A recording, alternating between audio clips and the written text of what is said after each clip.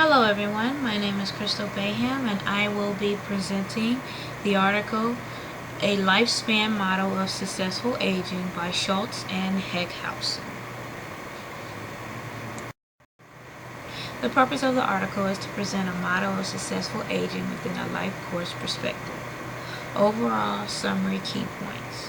4 basic parameters of life course. Life is finite. Biological development follows a sequential pattern. Societies impose age-graded social structural constraints on development.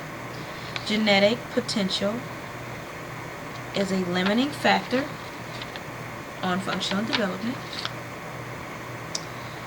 Key elements of the model, or 4 general principles regulating development.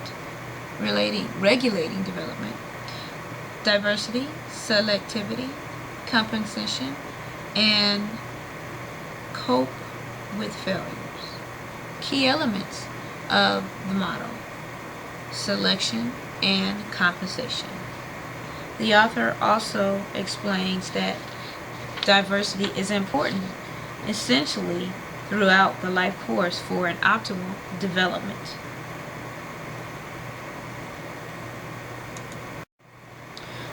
Review of article. Pros.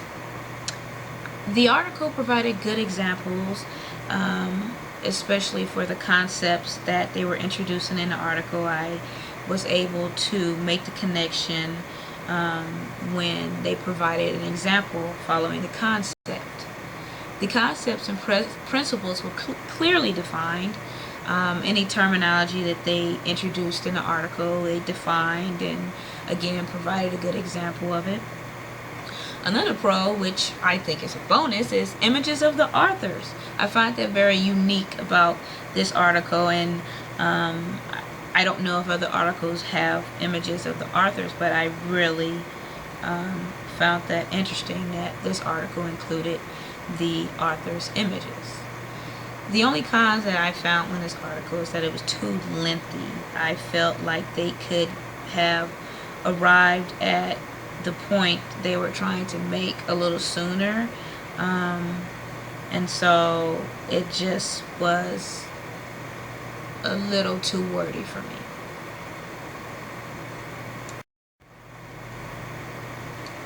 Personal example. I will be using my mother in this in relation to the article. That woman in the right hand corner would be my mother. Again, her name is Tammy. She's 54 years old and she'll be 55 on September 3rd. I love her so much.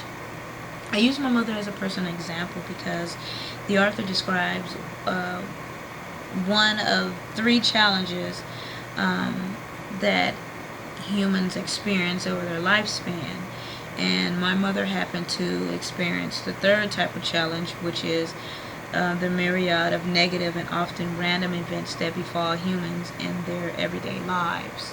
My mother experienced 2 negative events, and one of them was breast cancer.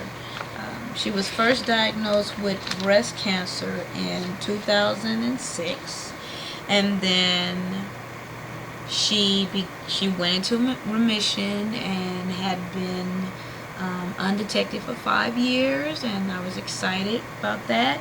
But we experienced another negative event, and that was when she was just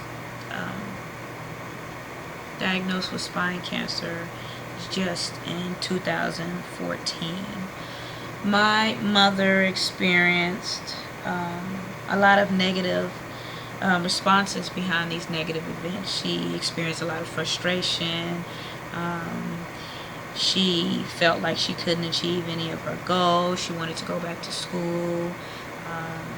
She had low self-esteem, negative thoughts about herself and how she looked, and these are all responses that are noted in the article.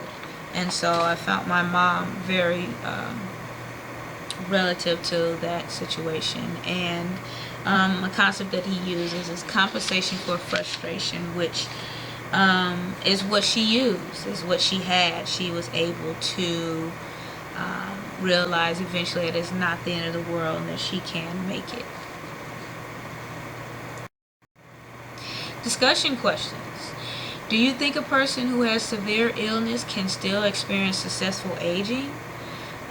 Do you agree that diversity is more important just in early life or throughout the lifespan of an individual?